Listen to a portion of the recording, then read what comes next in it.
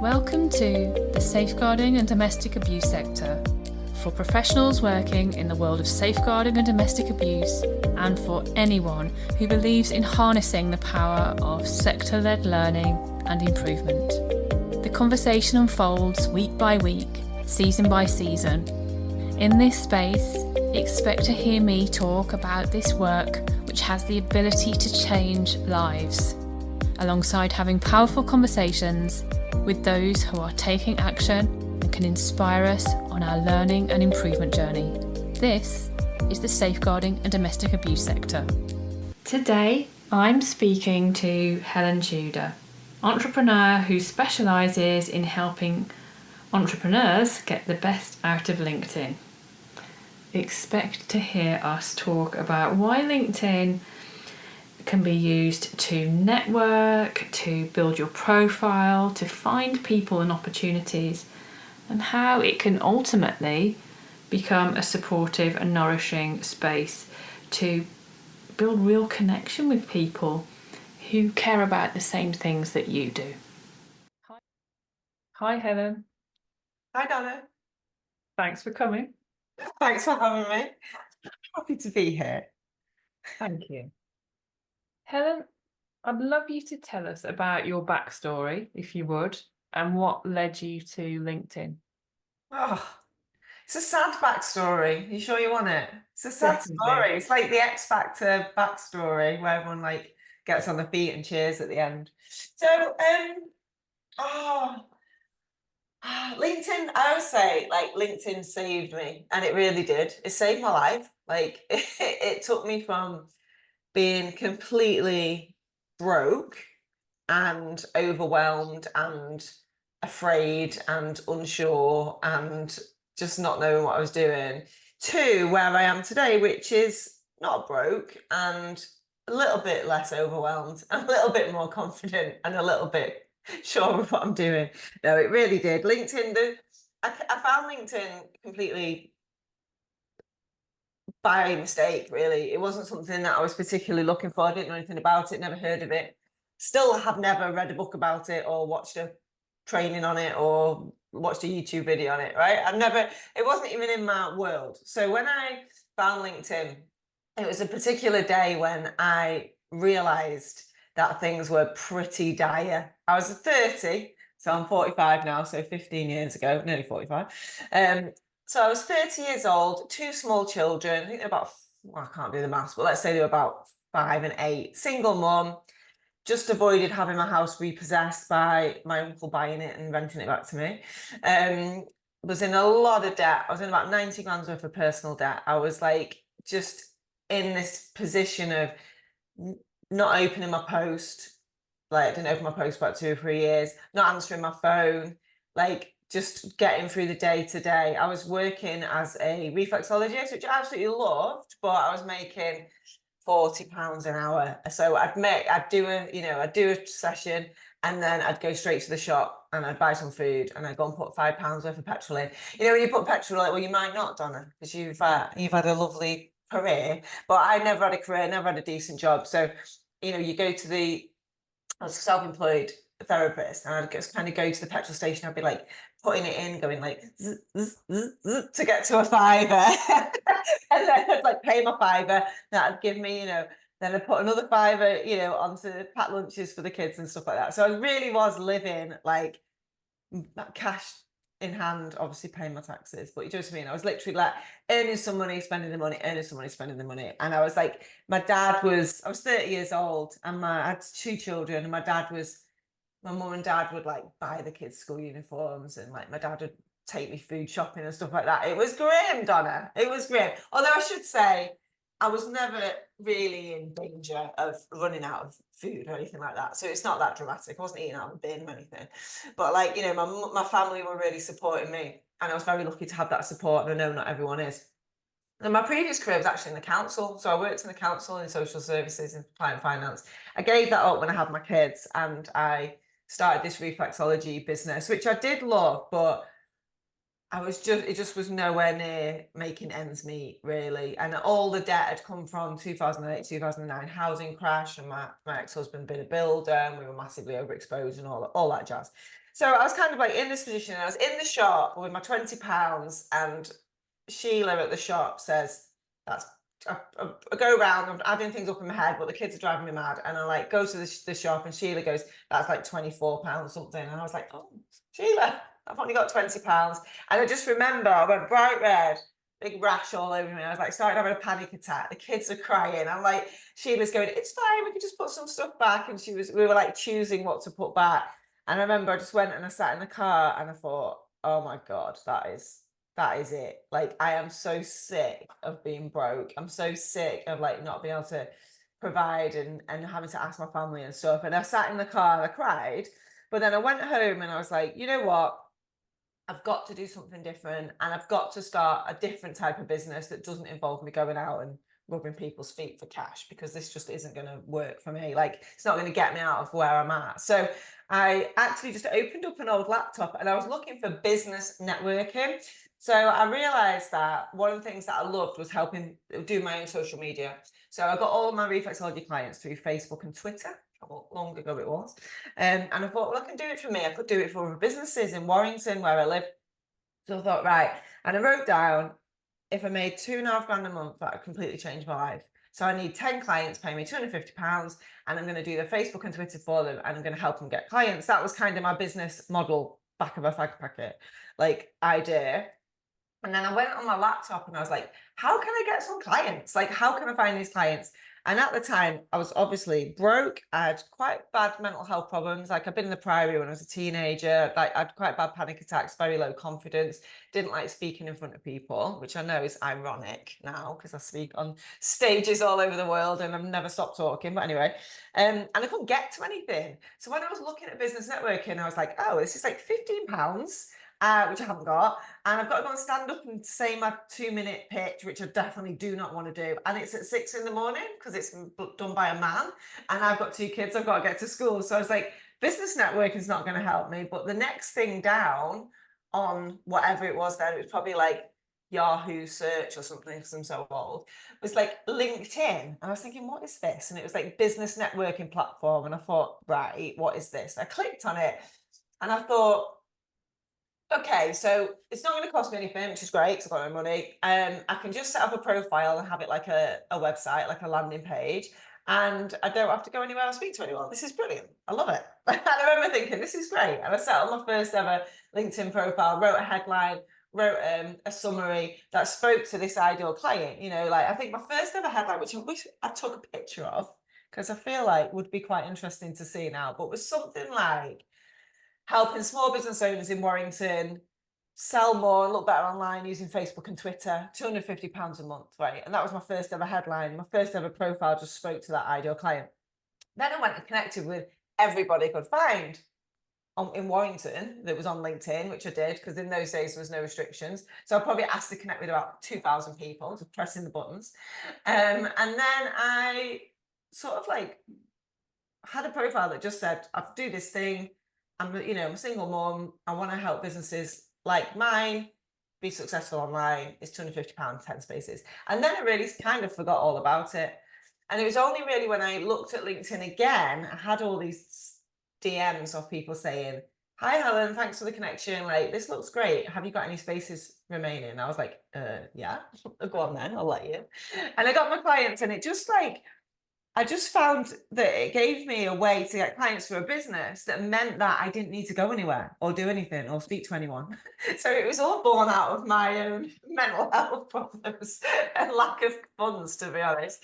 But it just gave me this amazing sort of opportunity to, when the kids were at home and stuff, I would, work on clients in the evenings, and I would get clients on LinkedIn, and it just became really easy for me. So how I became somebody who actually teaches other people is another story about networking. And there's a guy in this story that I'm hoping, if I keep telling this story enough on podcasts, somebody will find him or he will recognize himself in the story. Right.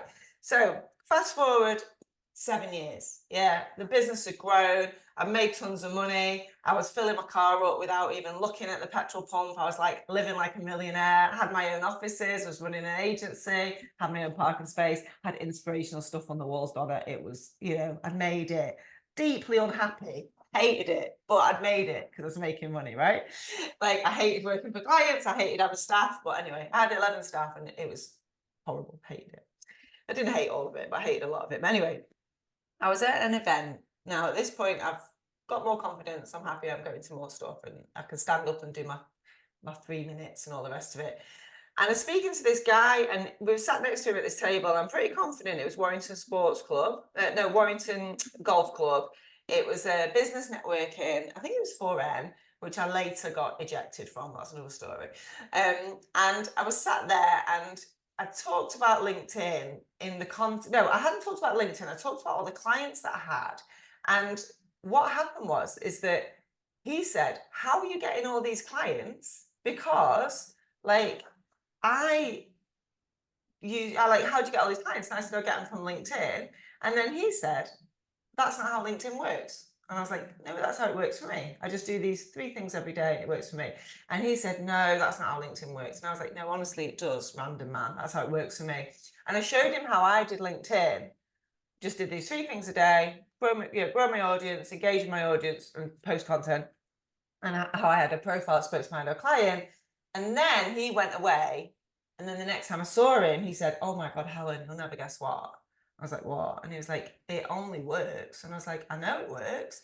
And he said, you should teach it. So then I started to teach it to other people because I had no idea other people didn't use LinkedIn the way I used it. So when I did that, then the rest is history, really. That was 7 years ago from the time of recording this.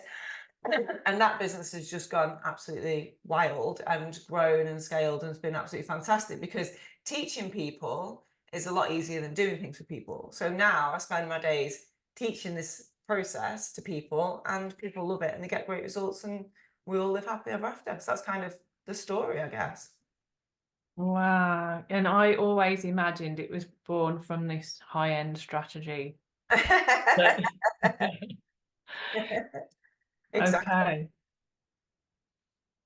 So when I first joined LinkedIn, I just had this idea that it was for big corporates, that it was for, these beautifully crafted post for this curated audience. It was just something that had required far too much expertise for me, and it wasn't right for me. So I procrastinated over that for a long time and didn't do anything. So who is LinkedIn actually for? So LinkedIn's for everybody. And I like to, LinkedIn is absolutely for everybody. And I've never met somebody I can't help get a better result from LinkedIn. Like, never in my whole entire career of teaching people this stuff. I've never met anybody on or off LinkedIn that I can't think that LinkedIn's going to improve things for them. So you get to choose, really. It's rather than thinking who's LinkedIn for, it's like, what do I want LinkedIn to do for me? So the first step is always like, what do I want LinkedIn to do for me? So I spend a lot of time teaching entrepreneurs how to get business, but I've also worked in companies and with other individuals who don't even want to use it to get new business. They want to use it to build the profile. They want to get better opportunities. They maybe want to get opportunities, to speak on bigger stages, or to, get a publisher for the book, or, find, I don't know, they want to maybe go and develop a whole new area of the country, maybe that they're moving to, or they want a specific type of job, or they want to use it to build their network so they get into better rooms, have better conversations, have more influence. So it isn't always about, I teach lead gen, that's kind of my core business, but it's mainly about positioning yourself on LinkedIn. So what do you want LinkedIn to do for you? How do you want LinkedIn to respond to you? And what do you want to get out of it? Once you've got clarity on what you want LinkedIn to do, then my process still works. So let's say you want to, I don't know, you want to be speaking, but paid to speak. That's quite a common one. Well, how do we get more speaking gigs? Right, well, we use LinkedIn to position you as a professional speaker who gets paid to speak.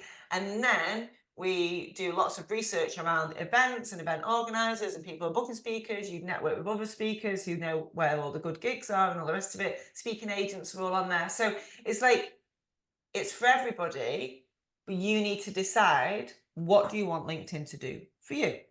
Yeah, so I know in your world, Donna, You have independent reviewers who want to get well known in their sector, so that when it comes to applying for independent reviews, they've got a profile and people know them and people have seen their expertise. So you can use it to position yourself as that person, but you do need to decide, what do I want LinkedIn to do for me? Once you work that out, then the rest of it works just the same, nice and easy.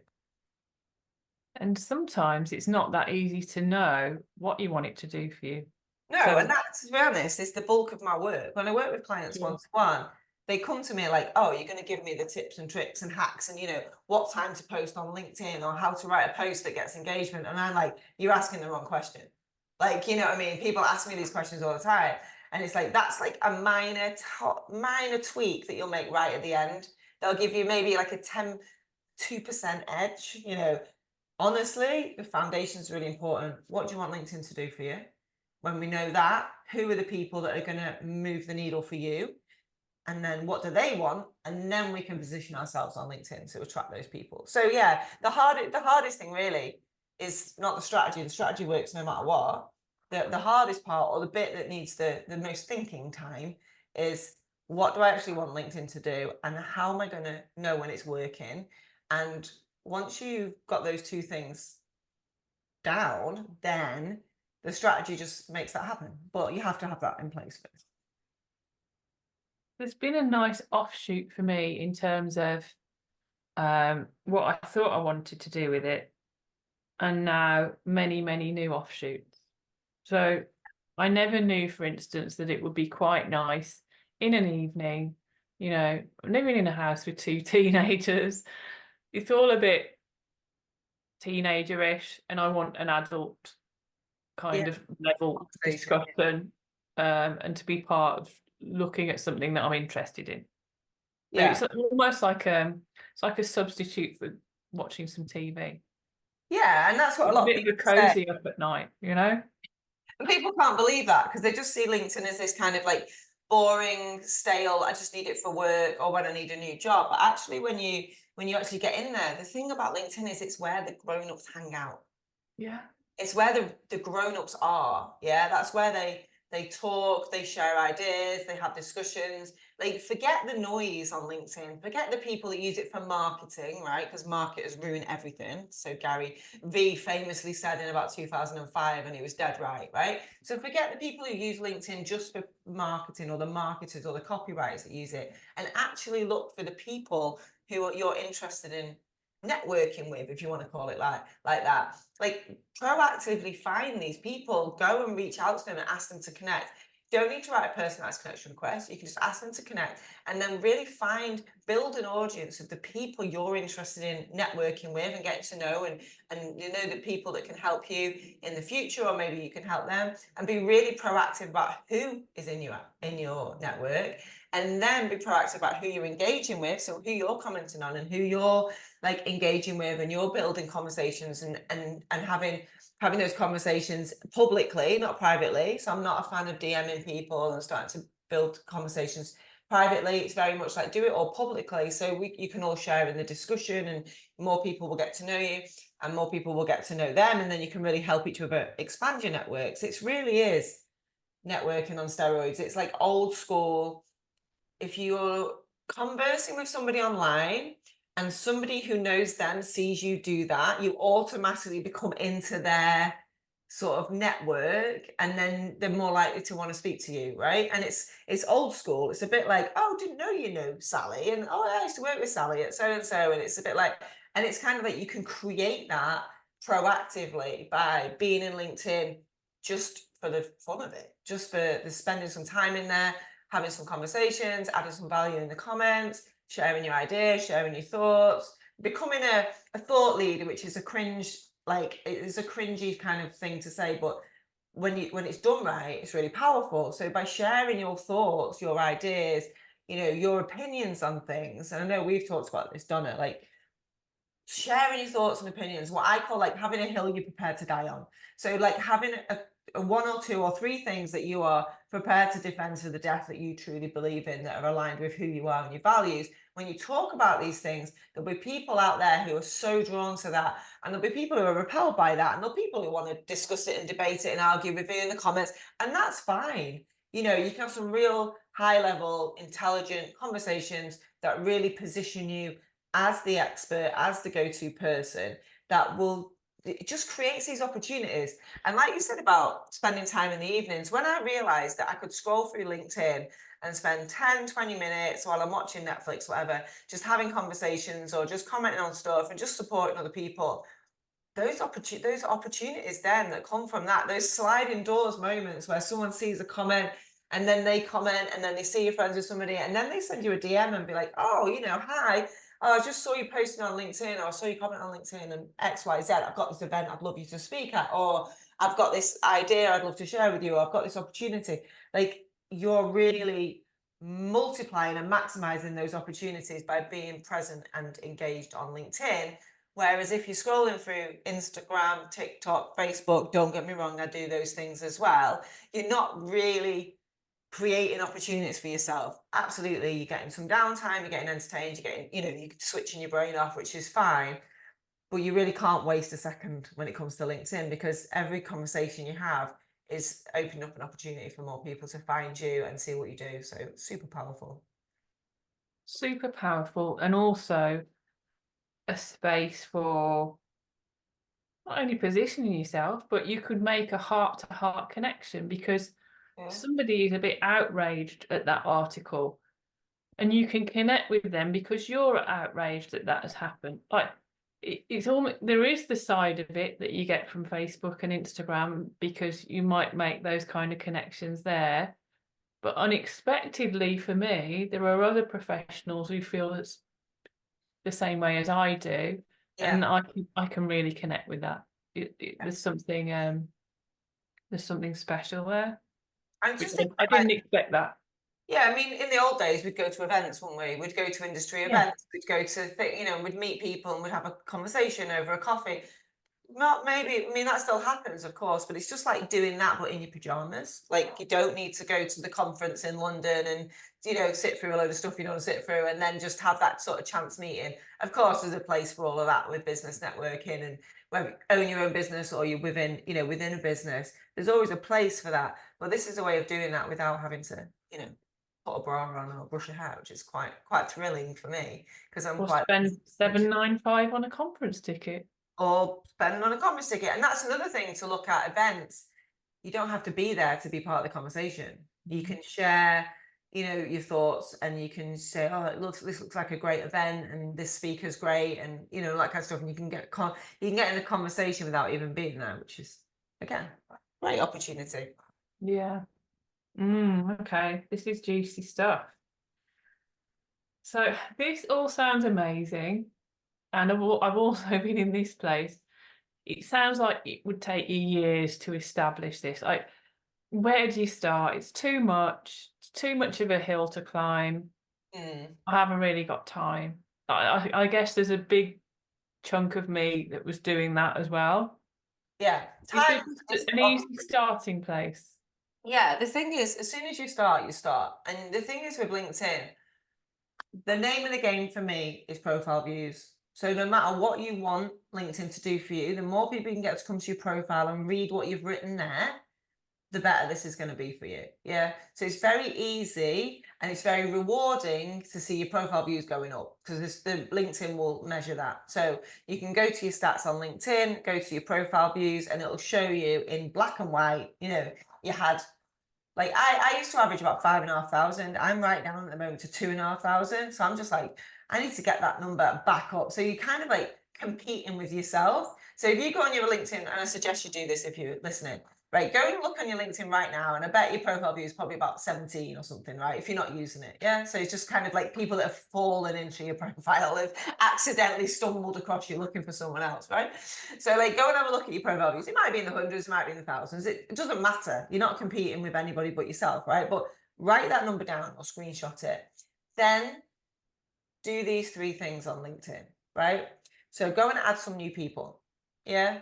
Go and find and add new people. They don't have to be perfect people, they just need to be new people. That alone is going to make more people look at your profile.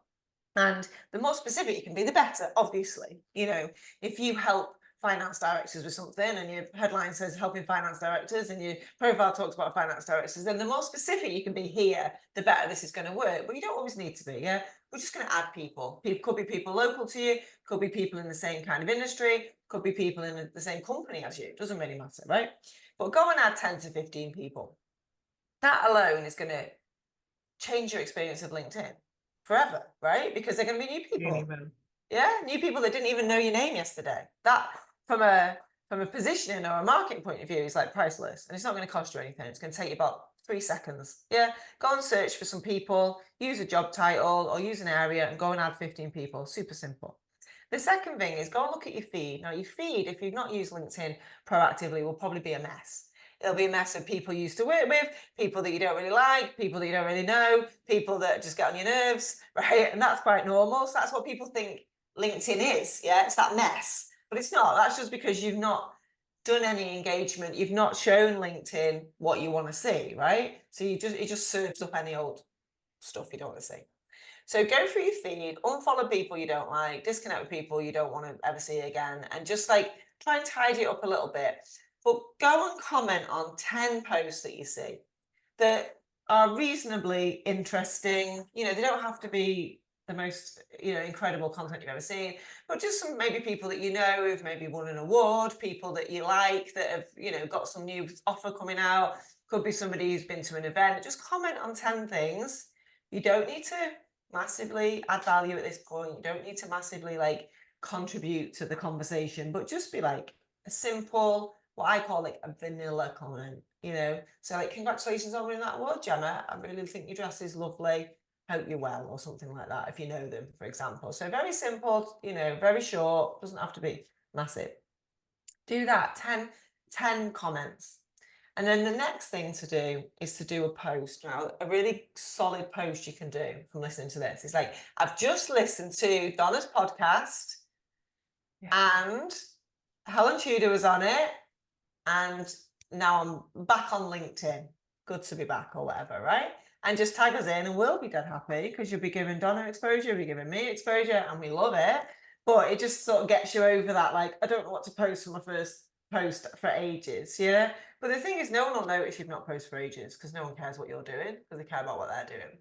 And think about just when you're on LinkedIn, like, what do you want to share? What would you like to say to people? And don't expect any response at this stage because you've not been on LinkedIn, yeah?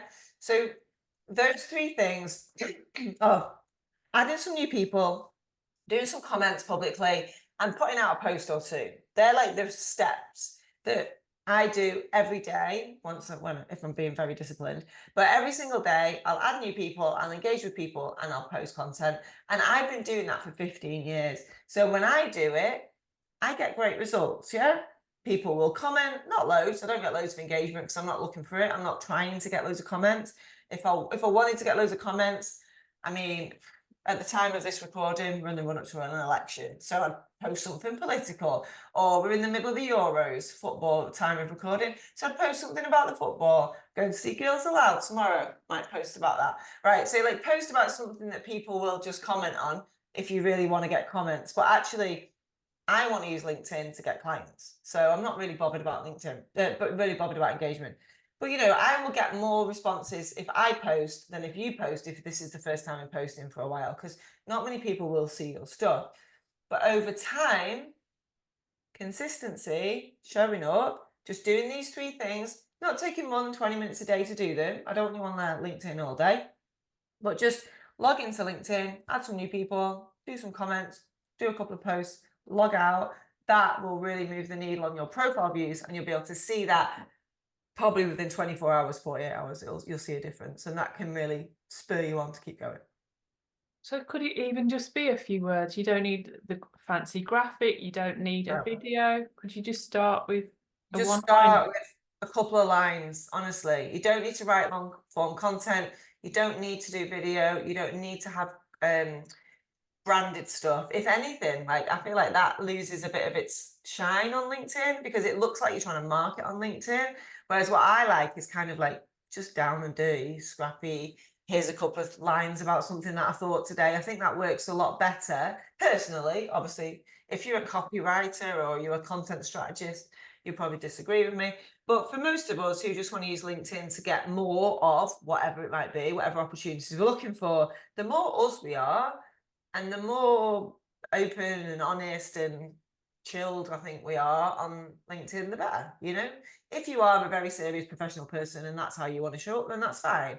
If you are somebody like me who just wants to get clients from my LinkedIn program, like, I can just be silly and be myself. So there's definitely a spectrum of what you can eat. Like, there's no such thing as what you can and can't post on LinkedIn. The only way I want you to sort of police what you put on LinkedIn is like, does this sound like me? Is this aligned with me? Yeah. So I post about business stuff, personal stuff, post about my kids, my dog, like my cats. I'll post about going to Girls Aloud, I'm sure. Post about my programs, my mastermind days, my VIP days. So I do a mix of all the things, and that works for me and that feels good for me. If that doesn't work for you, doesn't feel good for you, then don't do it. But don't let anybody tell you you can or can't post anything on LinkedIn.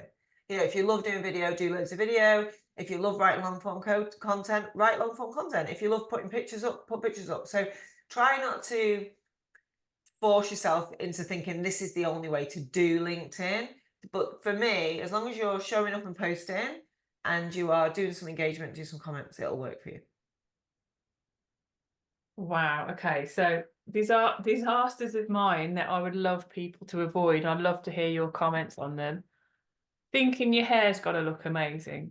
Oh yeah. Thinking sort of being really much more you, and then the next morning thinking I've got to take that down. That I don't know if that's right. Like there's so many things that happened at the start of this because you're sharing more of you, and you're just like, will that be judged?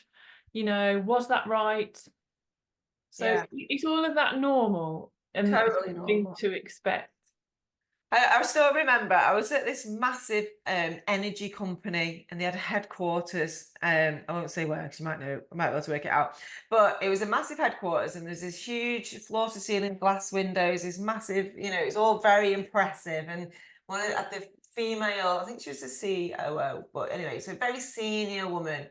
And I remember I was trying to get her to post on LinkedIn for the first time, and she was having a physical reaction to it, like me in the shop. You know, she went bright red, she was like all rashy, she was like basically arguing with me because she was so fearful of being judged, of what people would think, of what people would say, like very, very like visceral reaction.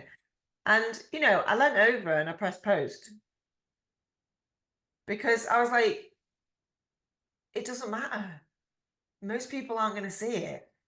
And people that do see it, if they don't like it, I think it was something like semi-personal, right?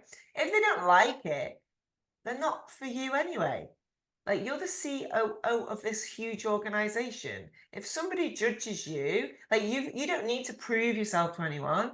You're a great person doing great work. You know, you've had a great career. If you want to share something about you to your own profile and somebody else doesn't like it, then do you even want to be connected with them? Do you want to be, you know, do you want to be associated with those people? But what actually happens is people love it because they love to see a side of you, because they've seen you in this amazing role and this amazing person. And when you should talk about something a little bit more personal, I mean, I'm not talking about crying on camera or having a meltdown or putting out like ridiculous views or anything that would upset shareholders, for example. But I think it was just something pretty benign about something that she did at the weekend.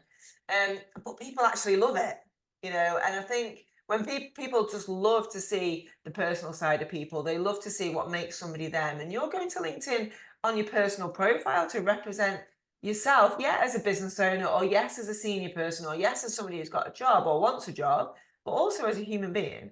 And we know that the content that people love and the people that they engage with, and I know this because I've got thousands of people in my group program. They join my program, and then I get them to put some stuff out that's maybe personal or about a weird hobby that they've got or something, you know, and then they say, but this isn't fair. Why do I get loads of comments about my dog, but I got nothing about my offer? And it's like, well, people don't care about your offer unless they want to buy it, and then they'll just message you and buy it. But everyone loves dogs, right? Well, not everyone. Some people don't love dogs. If they don't love dogs, do you even want to be friends with them, right? So like, and it was just like, it doesn't mean it's fair. It just means that that's what we're working with. People love personal stuff. That's why people watch reality TV. That's why they read magazines. That's why, they like watching videos on TikTok of people behind the scenes or whatever, because we're just nosy by nature. And it's like anything, isn't it? It's like Girls Aloud, for example. So it's Donna and I are going to see Girls Aloud tomorrow. So this is like on topic. But like, Girls Aloud, I was going to say are great singers. That's probably questionable, right? But anyway, so they're good singers. They've sung some great tunes. That's a given, yeah? We're going to go to the gig and they're going to sing some songs and we're going to have a good time, right? That should be a given. I'd be very disappointed if that didn't happen. But when the girls talk about Sarah Harding, who's died, and when they interact with the crowd outside of singing the songs, when they have I'm sure there'll be some crowd interaction, you see this in gigs. That's when you're like, oh, we're really here. We're here in the moment. We're not just listening to a song. We're not listening to the radio or a CD, showing my age, Spotify. And it's a bit like that. It's like, you as a professional person is a given. Yeah. So when you show up and you put out your thought leadership content, that's like your album, right? You're putting your album out. But when you talk about your personal stuff, that's when people really connect with you as the artist. That's when they really see you and feel you as a person who is also great at what they do. And I think we're wrong to try and separate those two things and say, well, you can be yourself on Facebook, but you've got a big professional version of you on LinkedIn. Just doesn't sit right with me. So that's just my opinion. Other opinions are available, but I have coached and mentored hundreds of thousands of people with this stuff.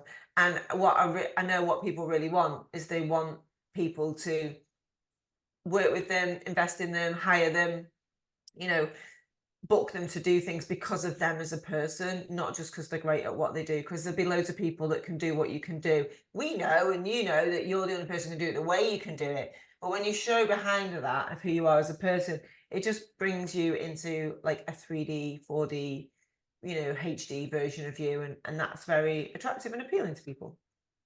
Sure. And when you first said that, when I was learning with you that those posts would be more of interest to people than this beautiful free resource that I've made. Yeah. That actually nobody was interested in. Yes. I posted about my daughter. Oh no, like why didn't anyone want that?